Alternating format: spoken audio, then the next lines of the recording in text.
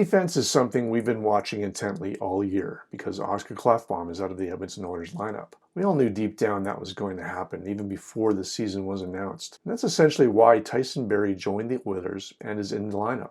And what we've seen from the D minus Klefbom has been eye-opening for a number of reasons. From the look of the power play to work defensively. Darnell Nurse is kind of taken the Oscar Klefbom role to heart. Playing a couple more minutes a game than he did last year, playing in all three disciplines, some on the power play, some penalty killing, and lots of 5-on-5 as Oscar did. As good as Oscar was, I think Darnell's offense this year has kind of come around, so he's kind of mitigated the loss of Klefbom in terms of offense there, picked up the offensive slack. Certainly, it's tough to miss a player like Klefbom, but the Oilers are reasonably deep on the left side in terms of defensemen, certainly coming as well after this season. So I think Darnell has filled that hole for now anyway, best he could. Every player is different, of course. Klefbom was the Oilers' #1 defenseman before being lost to injury this season. The minute muncher, the guy who played 25 minutes plus every night.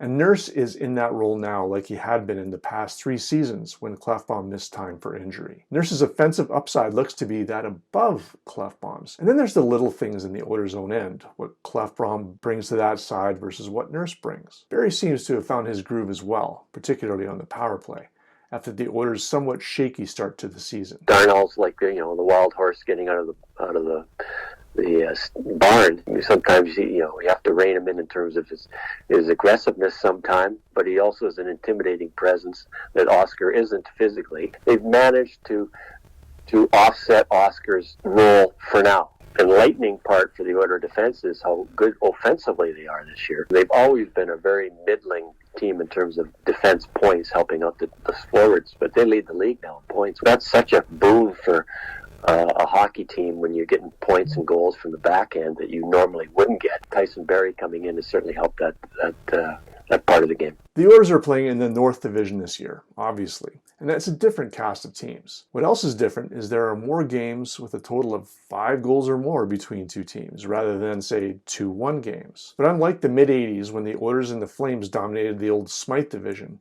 it's like every team in the North is an Oilers or a Flames these days. Every team seems to be able to put up that kind of goal total, even the last place Ottawa Senators at times. One thing that is different about the Oilers, though, is they've been using a lot of relatively inexperienced defensemen. William Lagesson saw his first NHL action this year. Evan Bouchard has played in his first NHL games in more than 2 years. Caleb Jones and even Ethan Bear are also still pretty green. Each has yet to play 100 career NHL games. But it doesn't seem to matter to the NHL standings how much experience any given Oilers defenseman has. They are getting the job done as players rotate in and out of the lineup game by game. It bodes well, I guess, for your organizational depth on defense, and I think we all know that the Oilers, in terms of organizational depth, are deeper on defense than they are young forwards, perhaps, in the organization coming. Giving, Lagesson a chance to play, and I think he's shown more than Caleb Jones, and they like the Swedish defenseman more in terms of killing penalties than they do Caleb Jones, so he plays and he's played well. Bouchard has certainly come in and it doesn't look like he's going to be leading the lineup anytime soon.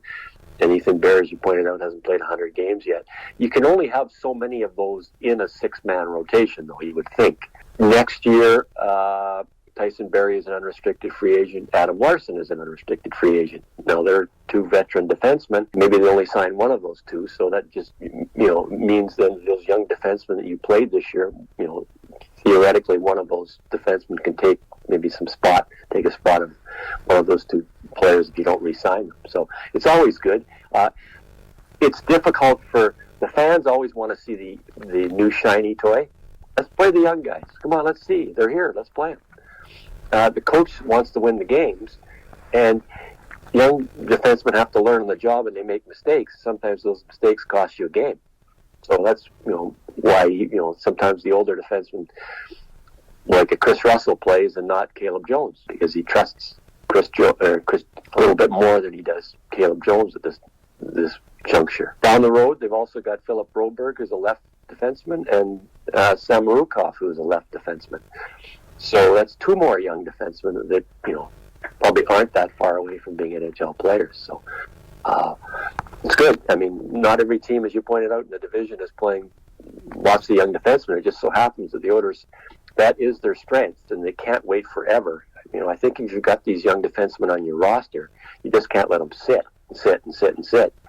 Especially this year with the problem of getting players to Bakersfield. If they're on your roster, you got to play them. And now is when you find out if they can play or not. And in Lagesson's case, he has to be protected in the expansion draft. You want to see if he can play.